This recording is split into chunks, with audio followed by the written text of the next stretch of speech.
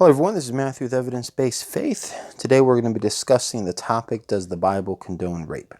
This is something that atheists are always asserting, but let's examine the passage that they refer to when claiming this and see if it's true. So we're looking at Deuteronomy chapter 22, verses 28 through 29. If a man find a damsel that is a virgin, which is not betrothed, and lay hold on her, and lie with her, and they be found, then the man that lay with her shall give unto the damsel's father 50 shekels of silver, and she shall be his wife, because he hath humbled her, he may not put her away all his days. Now, if you read the verses before this, it seems to be pretty clear that the Bible condemns rape. So now let's look at verse 25. But if a man find a betrothed damsel in the field, and the man force her and lie with her, then the man only that lay with her shall die. So how can we reconcile this? Well, the issue is the Hebrew verb that is used in verse 25 is distinct from the Hebrew verb that is used in verse 28.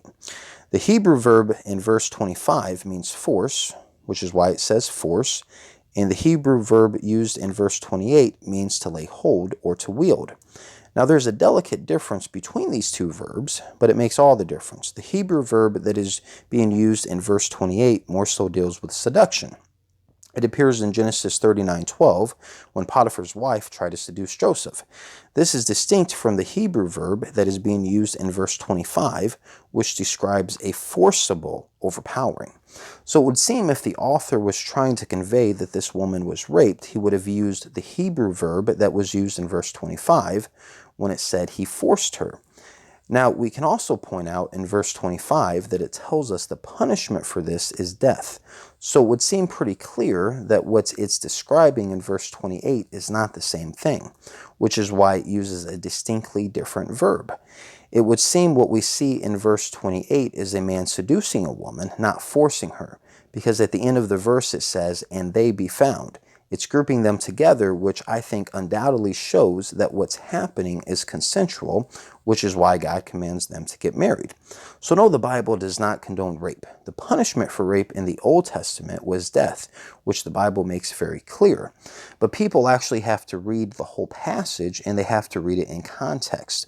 Unfortunately, the other issue with this is a lot of modern versions of the Bible are translating the verb in verse 28 the same as the verb in verse 25. But that's not correct because the Hebrew verb isn't the same, which is why it wasn't originally translated that way.